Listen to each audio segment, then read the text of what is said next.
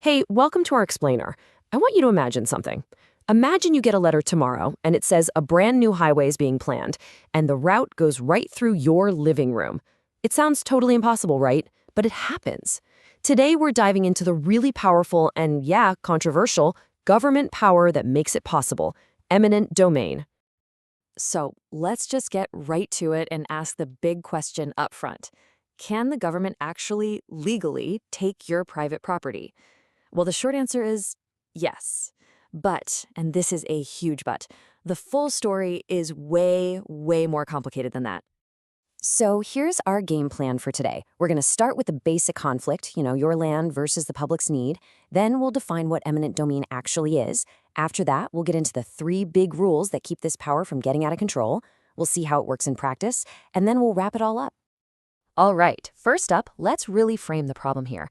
At its absolute core, this whole thing is a clash between two really fundamental ideas: your right to your own land and society's need to grow and progress.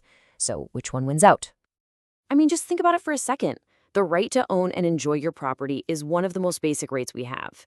It feels sacred. But then, what happens when the community as a whole needs something that requires that exact piece of land?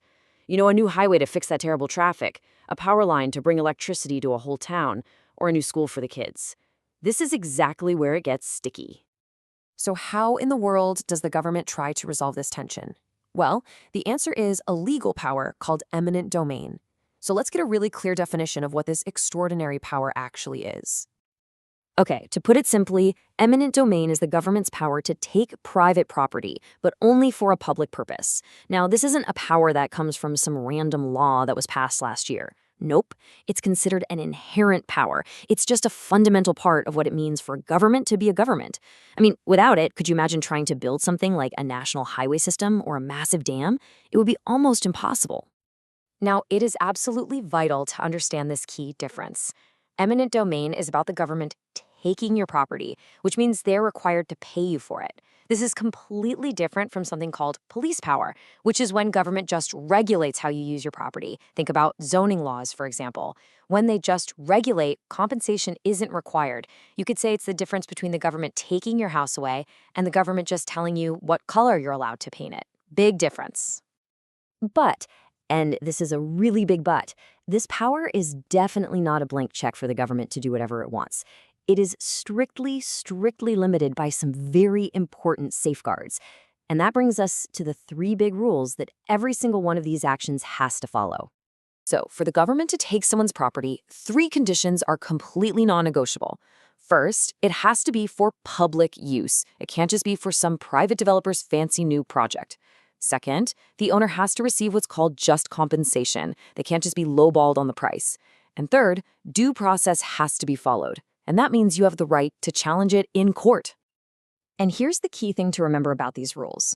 Because taking someone's property is such a serious move, it directly interferes with private rights, the courts interpret these laws very strictly. If there's any doubt, any ambiguity at all in the process, the tie always goes to the property owner, not the government. The system is intentionally set up to protect the individual. So what does just compensation actually mean in real terms? Well, you can think of it like a formula. It starts with the fair market value of whatever is being taken.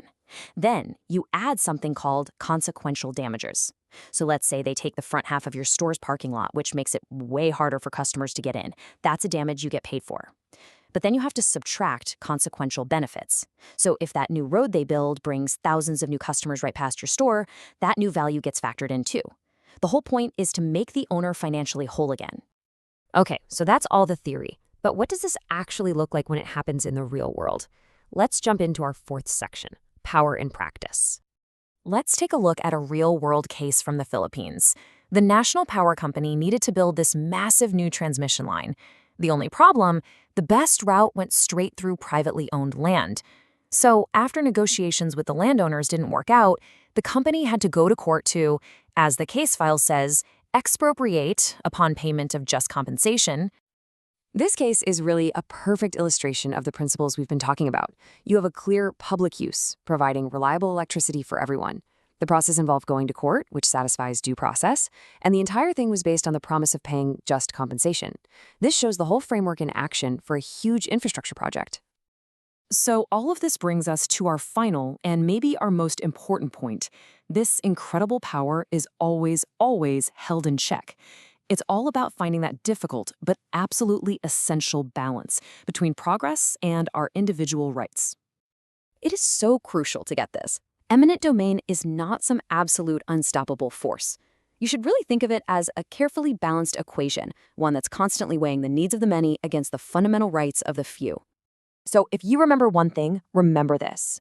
The power of the state to build, to grow, to act for the public good is immense, for sure.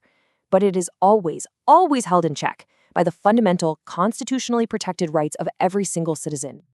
And that really leaves us with a final question to think about. Because this isn't just some settled legal issue from the history books. It's an ongoing conversation. As our society keeps changing, the real challenge isn't just if the state has this power, but how we, as a society, constantly fine-tune that balance between the public's need to build the future and every person's fundamental right to call a place their own. Thanks for joining me.